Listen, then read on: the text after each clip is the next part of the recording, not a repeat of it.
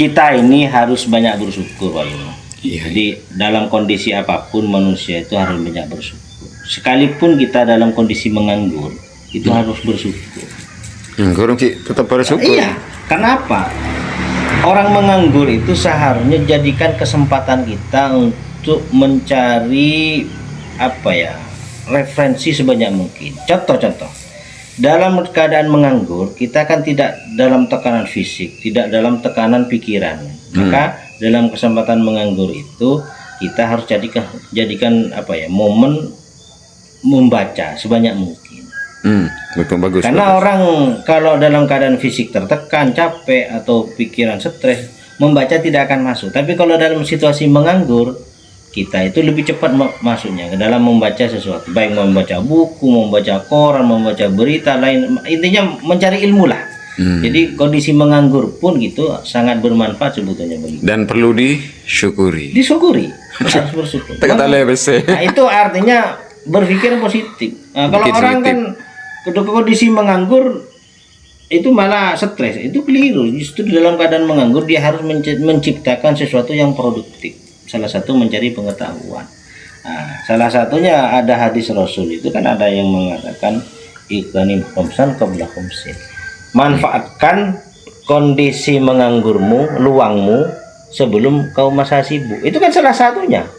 Jadi itu manfaatkan kondisi sehatmu sebelum kau datang masa sakitmu.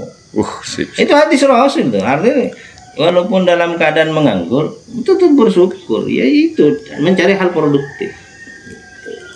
Makanya dari saya punya kisah memahami sejarah dari orang yang menganggur itu juga banyak hafalannya. Kita kembali pada sejarah zaman Nabi. Dari beberapa sahabat yang saya pahami itu ada Sayyidina Umar, ada Sayyidina Utsman, Ali, Abu Bakar. Itu beliau-beliau itu tokoh yang paling dekat dengan Rasul. Tapi tokoh empat ini tokoh yang paling sibuk. Sayyidina Abu Bakar sibuk mendampingi Rasulullah. Sayyidina Umar juga sibuk berperang. Sayyidina Ali juga sibuk di depan. Apalagi Sayyidina Utsman sibuk punya harta banyak. Itu sibuk. Salah satu yang banyak menganggur nih Abu Hurairah yang saya lihat itu. Abu Hurairah itu seorang yang ahlus sufa bahasanya. Ahlus sufa itu berdiam diri di Mekah, di dalam masjid. Akhirnya apa? Namanya ahlus sufa yang bahasa kasarnya bisa dikatakan menganggur ya. Tidak banyak aktivitas. Sehingga kegiatan Abu Hurairah ini menghafal hadis. Maka tidak heran kenapa Abu Hurairah tuh dari beberapa hadis Abi Hurairah ngapalkan hadis semua, tidak ada kerjaan soalnya. Tidak ikut perang, jadi tidak ikut tidak punya harta banyak, terus tidak ikut perang Abu Hurairah. Dan kesenangannya itu gendong kucing dan setiap ketika Rasulullah itu datang ke masjid itu selalu menyimak apa yang disampaikan Rasulullah, sehingga banyak hadis yang diriwayatkan oleh Abu Hurairah. Nah, kita harus seperti itu. Kalau dalam keadaan menganggur, minimal jangan harus seperti Abu Hurairah sih. Banyak membaca sudah. Itu dimanfaatkan. Kira-kira begitu. Ini hikmah dari menganggur. Sangat ini. Bagus sekali ini.